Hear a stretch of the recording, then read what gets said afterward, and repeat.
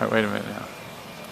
Okay, the other day we were out here, and there was a guy who had kind of a loud hyena-like laugh, I gotta say, off in the distance, and I remarked that it sounded like a hyena, and you said, I was once trapped on the edge of a cliff. I was by a bunch of wild hyenas, and you had tell the prelogue to that a little bit. Okay, I had a business meeting in Kampala, Uganda, and I had stopped over to visit a friend in Kenya, and he was like, "Oh, you should go climb Mount Kenya." And Mount Kenya is very high. The highest mountain I'd ever climbed was over 17,000 feet. Wow. And I was coming out of 80 feet of elevation. Okay. So, and all I had dress shoes, dress slacks, dress shirt, not a lot going on. So you climbed up the mountain in those clothes? Yes. It's more of a hike than like serious technical climbing. Oh no, it's a hike, but it's very high. So steep hike. Yeah, a decent number of people die. You have to have a guide. So I went out there alone and you have to hire a guide. So I hired a guide, right. And I said, look, I've only got 3 nights to do this whole thing. Okay. I got to get up and back. And the guy was like, what elevation are you coming from? And I said, 80 feet. Something like that. And so he didn't really think that I was very serious about being able to make it. Right. And plus I'm dressed in dress clothes. I just had a diplomatic meeting. So he's like, sure, great, half up front, dude. So paid him half. He was a licensed, registered guide. And off we head up the mountain. Well, right. It's really hard. And I can't catch my breath. I can't eat. I'm cold. It's like I took a video of me walking, and it's like... Right, you have to catch your breath every step or two.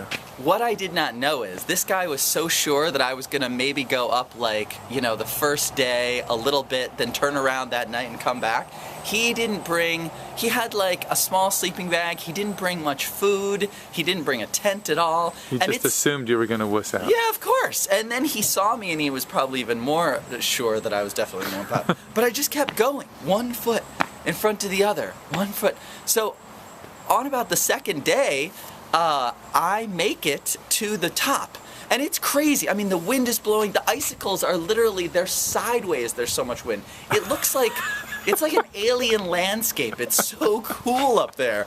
Everybody should do it. It's amazing. Are you freezing cold though? Oh yeah, freezing cold. Yeah, no. I mean, I borrowed a jacket, okay. And it was whatever. But yeah, it's freezing cold. Got my whole backpack. So we get to the top.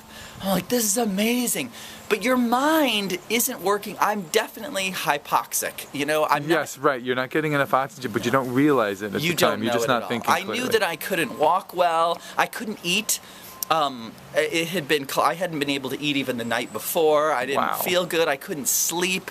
I just laid there and the wind was buffeting, So anyway, he says to me from the top, see down there, there's a lake.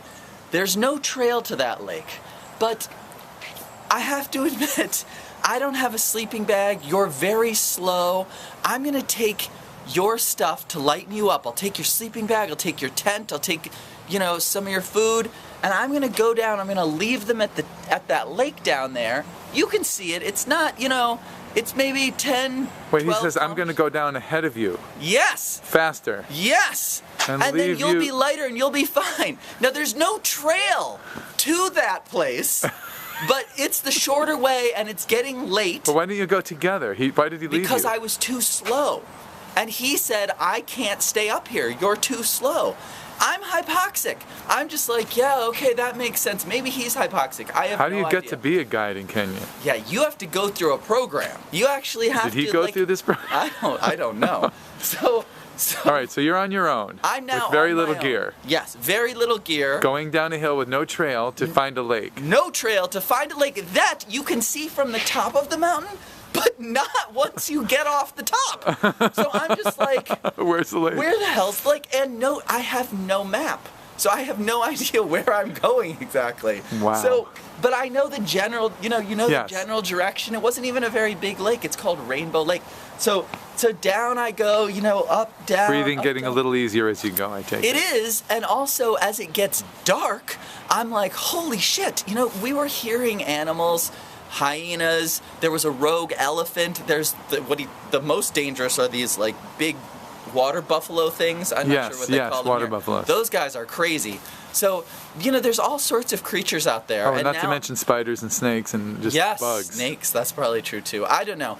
But I was like, it's getting dark. I had no idea. I was way far, and I was actually now starting to get hungry because it had been a long time, and as I lowered in elevation, I could finally feel hunger. So I'm feeling quite, low blood sugar. A bit peckish.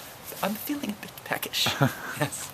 So I keep going. I finally make it to the Rainbow Lake. It's beautiful. I'm starving. It's freezing rain now at this point, and I have no tent. I have no sleeping bag, and of course he left nothing at the lake. There's nothing there at all. Wow. So now I'm starving. This is attempted murder. At this point, I don't know. I'm looking at my arm. At this point, I've gone 40 kilometers with no food and basically no sleep. What about water? I had some water with me. Good. Yes, I definitely had water. So not much. You don't even want to drink water when you're up there. You're forcing stuff down. You feel like you're going to puke all the time. Terrible. But it was wonderful. It's terrible and wonderful. Terrible, wonderful. Right. So, as Africa often is. Yeah. Yes. So I'm wondering like where to go. What do I'm here and I can't stop because it's raining on me and I'm cold and it's dark. You gotta keep moving. Exactly. So I have a general idea, although we've never even walked past this lake. I have a general idea in my mind of there was a major trail that had to be in between where we went up and this lake. Yes. So if I just walked straight this way, I should be able to hit that trail and then head down, and it would only be another like 4 miles, 5 miles, 6 miles to a ranger station. And then I could get something at the ranger station. Now it's completely dark, and I have no flashlight. So I had that little, those little pinch lights? That's all I have with me. You had a pinch light. Yes. You had some water. I had some water. And that's it? And you it's have a freezing knife? rain. No, I don't have a knife. I mean, I was on a business trip. Cell phone? No, there's no cell phone. It wouldn't work anyway. So I've got my pinch light. Cyanide pills? In the dark. And there's no, there may have been a trail, I don't know, but I'm not going on a trail. I'm pushing through this African shrubs that are like 9-10 feet tall, and you're just kind of like forcing your way through them.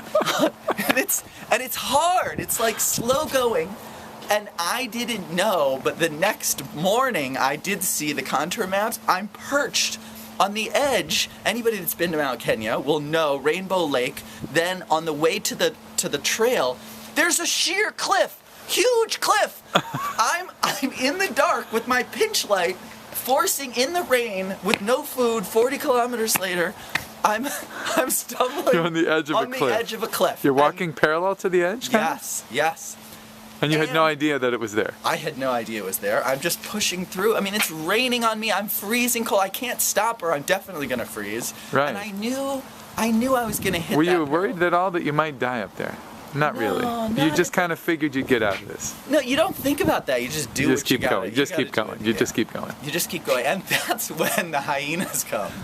And their voice, which I cannot do for you, is It's that crazy thing. It's very distinctive. You know that it's hyenas. Yeah, it's blood curdling. It's blood curdling, and this is nighttime now. And it's you're dark. on the edge of the cliff. But you don't know you're on the edge of the cliff. In the rain, 40 kilometers, and I'm stumbling. And you're cold. You're not like.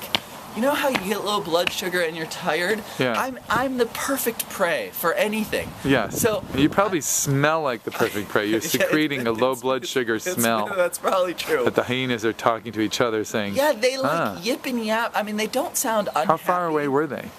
I don't know. They were close enough. Did it sound like there was lots of them? Oh yeah, they go in packs. Yeah. Oh yeah, it was not one so guy. 10 or 15 of them are out there. It could have been. I couldn't even begin to guess. Jesus. But they're close, and I hear them, and I'm like, wow. This is where it occurs to me that like, okay, at this point I'm like, this is where people die. This is the kind of thing. But you don't really. It's literally nothing more than a passing thought. And you hear the hyenas. I could die. I could be ripped apart by hyenas. Yeah, okay. This is where the whole story is so undramatic, because all you do is you just keep stumbling. You just keep stumbling. You keep moving. I bet if you had stopped moving, the hyenas would have moved in on you. I don't know. There's just nothing dramatic about then I fought them off with a stick. I just because the hyenas are serious animals. Like they say, they're scavengers, and you'll see them yield. They'll yield at the carcass to a lion, a full-grown lion they will yield to, but they don't yield to too much. No. I mean, and you notice their necks start right at their back legs. That's where their neck starts, and it goes all the way up over their head. Creatures. Yeah. And I had just seen one in a zoo, some in a zoo before I got there, so it was very. You knew what they looked like. I did. I knew what they looked like. It was horrible. I'll tell you something that was hugely in my favor that also makes the story so much less dramatic. It's massive rain, and it's blowing rain, and the wind and the rain is coming from the direction of the hyenas. So in my mind, it's the passing thought of I could die, but the other passing thought is, can they even smell me? That's another reason that you just keep moving. It's rainy and windy. So, the same thing that could have made me die of hypothermia is saving me from the hyenas. Saving you from the hyenas. So you just kept walking and you made it. You just kept, and I hit the trail, and then I walked down the trail, and then there's a whole nother adventure, which I'm not going to tell you now, but I make it to the ranger station. Okay, wow. So the message would be persevere. Keep moving. Yeah. Keep moving. Yeah, exactly. There's not even a choice. You just do what you. Well, you could have stopped and cried and prayed and just huddled under a shrub and been torn apart by cackling hyenas who would have, enjoyed your flesh. Yeah. as a lunch. The more dangerous thing happens when I get out to the ranger station. That's the more drama. Really? Not going Can you give a little hint? No, I'm not giving. For the next story? Just a little hint for part 2? All right, we got to do some Tai Chi now. All right, so that was a story about how Ron escaped from the hyenas in Kenya on Mount Kenya, trying to find Rainbow Lake. Yes. Yeah. All right. Well, there was a pot of non-hyena death at the end of the rainbow. That just made the story better. Yeah. All right, cool. Thanks, Ron.